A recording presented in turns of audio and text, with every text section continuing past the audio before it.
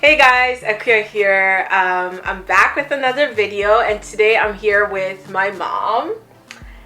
Say hi to everyone, mommy. Hi everyone, nice to be here with my daughter Akua. So lovely. Alright, so today we're going to be talking about natural hair in Ghana. So for those who don't know and for the new subscribers, I'm Ghanaian.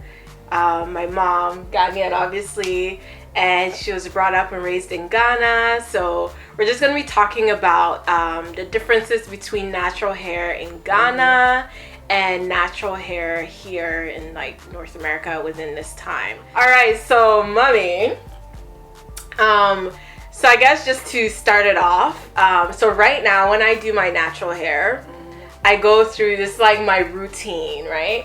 So I use shampoo, and then I deep condition my hair, and then I use my styler, so my leave-in conditioner, and then I seal with like a shea butter. So that's my kind of, in a nutshell, that's my natural hair routine, which is pretty simple. So mommy, when you were growing up, so you grew up in the 60s and 70s. 60s and 70s, yeah. What did you do with your natural hair? What products did you use? I guess let's start with, what did you use to shampoo your hair? I would say in the 70s, I was born in the 60s, so 70s that I was able to do my stuff. Like I was in a boarding school 70s. Yeah. At that time, we don't have shampoo. We do, but we never use it. So whatever we use to bathe, the soap that we use to wash our hair at the same time. Okay, what kind of soap was it? We call it, it was dark soap, right? So we call it, I don't know if you guys know the kind of the soap, Amonche. Amonche. Yeah. Okay. Yeah, it's dark. Yeah, it's made from skin of plantain. Oh, skin. Is that black soap? Black African soap, black yeah, soap? African black soap. Okay, so black soap is what you use to shampoo your hair. Shampoo your hair. You bathe with it. It's like body wash, and at the same time you use for your hair. And at that time we don't have no air conditioning, so just only the soap. Okay. And because the weather is always hot, it takes about 5 minutes. Your hair will get dry, and you braid it, right? So that's what we basically use it. Dark soap. Okay. For our hair. So you said, so shampoo, you use black soap to wash your hair. To wash our hair. Okay, so what about conditioner? So me right now, I deep condition my hair when I wash it. Most of the time I deep condition, or I use a leave-in conditioner. So what did you guys use back then? We don't have no conditioner. We don't have shampoo. How can we have conditioner? We don't have, so only that black soap that we use, like I was saying, for the body wash, and at the same time we used to wash our hair. Right. Which was pretty good. Yeah. Yeah, it softened your hair too at the same time. So that's what we basically use. So you didn't struggle with dry hair with just using the shampoo, the black soap? The black soap. Oh, okay. Cause right now I can't imagine like just shampooing my hair. I've used black soap to wash my hair before, but I feel like it strips my hair, so I can maybe you know, I have like coarser strands, so I need like a conditioner after I shampoo.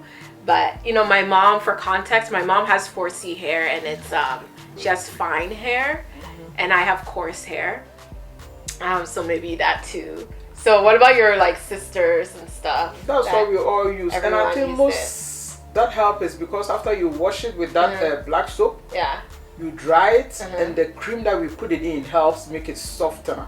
What did you put in your hair? What kind of cream? At that time, we used Vaseline. And after a while, that we use that shea butter. Oh, okay. That will make your hair soft and easy to comb. So Vaseline, like, so after the hair dry, you put in a bunch of Vaseline. Yeah, to make it easy to comb it. Oh, okay. Yeah. Oh, cool. Yeah, Vaseline. Even the Vaseline too, we use to cream ourselves. Yeah. But we use for the hair too.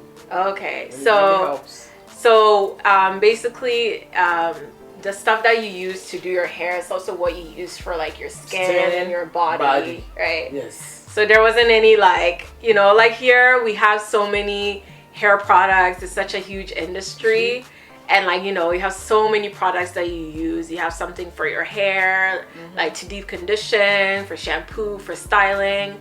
But it seems like, you know, back in the day, you guys were using, you know, like a couple products just to do your hair and also to bathe and to cream yourself and all that. So okay. So in terms of like styling, what did you do? What kind of styles did you do with your hair back then? Back then, we braided with a thread, right? Yeah, you braided with a thread. We call it single, like here you call a single braid, right? With a thread. You part it about maybe 10 and put one here with the thread and make it stretch. Okay. So after the next day, you take the thread out and you comb it and you get the bushy hair. Okay. And by bushy, what do you mean? You get how do you call it here? The afro hair? The afro hair. Yeah, the longer, the stretched afro hair. Yeah. We call it bushy hair at that time. Yeah. Okay. So yeah, that's quite popular now within, I guess, natural hair people. Like, you see people do African threading, so I think that's what you're referring to. So what do we call it in Ghana? African threading. African threading, yeah. Like, what's the name for it in Ghana? We don't normally have a name, but just you use a thread, right? To thread it, and we have different kind of styles that people do. Remember one time I was telling you the style that called Akua. Akua. Yeah. Okay. You can do it like around, like here we call it now bounty. What do you call it? The Bantu knots. The Bantu knots. Yeah. We used to call it Akua. Akua. You make it round, right? Yes. Yeah. About you pattern your hair about maybe 4 sessions, and one session you put about 3 on each line, right? And make it 12 or 6. Yeah. So that's how we do. Okay. Or you can do it like I was saying before, single one. But the single one is easy to take it out the next day if you want a afro hair. So do you know the African threading one? Did you leave it as a style, or did you only do it just so you can take it out and have the afro? Normally people do it and take it out, but you can do it nicely and make it as a style and keep it for about a couple of days. Okay. Yeah, that's what people do. Yeah. Okay, cool. So we have the African threading, which, you know, can be fashioned like a style, or the Akua, which is the Bantu knots that my mom and her peers and people did back in those days. Yeah. So were there any other styles or any like hair care things that you guys did? And there was another one that we do here, mostly we call it cornrow, right? But that time we call it braid, Nigerian braid. You called it Nigerian braid. Nigerian braid. So, but we braid in a different ways. Similar like cornrow, but that one is more down. We braid it backwards. Okay. That one is different. Yeah, the way we braid it, that one too is cool. People like that one. Okay. And that one lasts longer. Yeah. Than the one we put a thread on it. Okay. Yeah, so people like that one too. And it's like it's a style. Like when you're going out for special occasion or something, people do that too. Okay, so when you were going, you know, the disco days, going out dancing and stuff, those are the styles people did. Okay, that's cool. That's what most people do. But I remember when we were in, when you go to high school, that we normally don't braid our hair. You know, when you are in high school, they cut your hair. You have to cut your hair. And why they cut the hair? So they will know the difference between adult and a school, you know, students. Okay. Yeah. And was it just girls that cut their hair or guys too? Both. Okay. Both. So before the haircut, even guys, did they also grow out their hair? They have the afro? The guys grow their hair too. Yeah, so the guys grew their hair as well. So, okay. Yeah. But mostly it's the women, the girls, the ladies that they cut their hair, so they will know the difference from adult woman and students. Okay. That's what they normally. So you cut your hair in a style that if anybody see you, they can tell you a student. Because some people are, the way their matured or the way their height and their size, people assume you are adults, and we don't want that people to know that you are people. We want people to know that you are a student. You are not adults, right? So they will make you cut your hair and make it a different style, shape, cut. Then anybody spot you can tell, oh, she's a student. She's not an adult. They will treat you as a student. Okay, That's the reason why they cut the hair. Okay. The reasoning behind it, because I didn't know that was the reason. That's the reason. Not in the middle school, but when in the high school. High school. That you cut the hair. Okay. They shape it in a different way. You know the way they cut it? They make hair higher and cut side to side flat. Oh, okay. People in the army, the way they cut, Okay. Even if we're girl, which people don't like it, but now they understand that will make people know that you're a student. Right. So they treat you different. You're a student. Okay. Yeah, that's how they cut. They still do. Yeah. So you mentioned that you use like other products in your hair back in the day. So you mentioned Sunlight and Key soap. We've talked about that before. So can you tell us what that is? When I was maybe 6 years old, when I started school, 5, 6, that I remember, we used Key soap for our body. Key soap. Key soap. At the same time, they used to wash. Wash what? Clothes. Okay. Yeah, bar soap. It's a long bar soap, right? They used to wash clothes, and you use for our body too, and wash our hair too. Oh, okay. Yeah. And the Sunlight too. Sunlight, I know, is for washing clothes, but we used to bathe, we used to wash our hair. Okay. So it's the whole thing again with you know, you have select products and you use it for everything type of thing. Okay. All right. So even here, like things that are natural to Ghana, like shea butter and African black soap, that's what people call it here. It seems like, you know, it's not something that was do you think it was people knew about how good it was? Because you mentioned that like some people didn't really know. To be honest, at that time we didn't know, especially the shea butter, right? Yeah, we didn't know that it was good. There was some, you know, Africa is based on tribes and which people use it, which people use this. I remember when I was young, there was some tribe they used the shea butter, and if you really thought because they can't afford sunlight, right? They don't have money.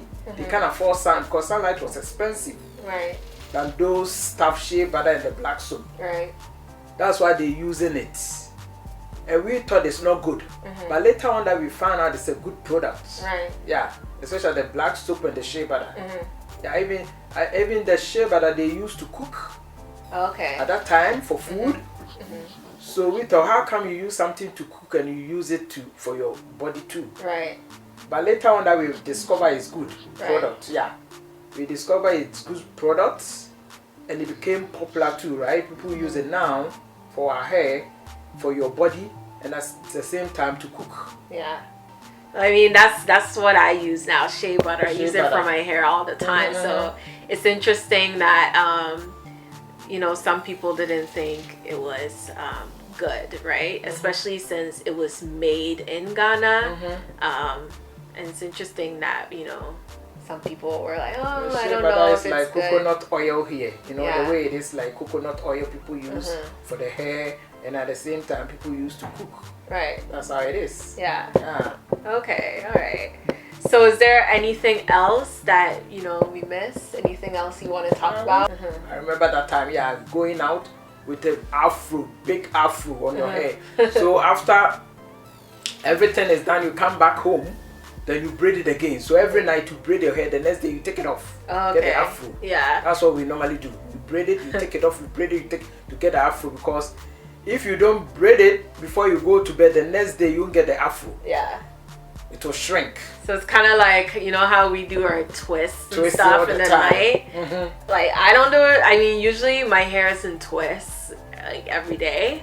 But, you know, when I do like a twist out or something, I'll try and like maybe do a couple of twists in the night so that it maintains its stretch.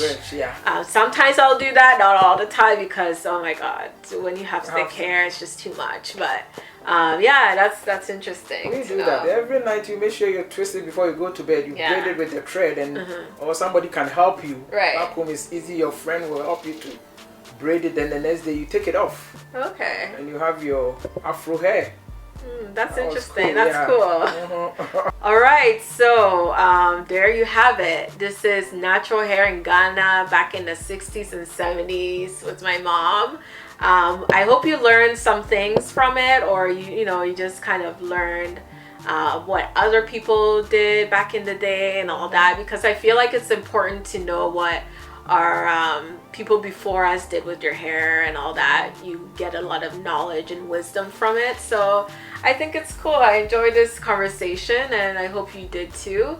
And if you have any questions or comments, type them below, and thumbs up this video if you enjoyed it, and don't forget to subscribe, and also hit the bell below to get notifications whenever I post a new video. All right guys, see you next time. Bye.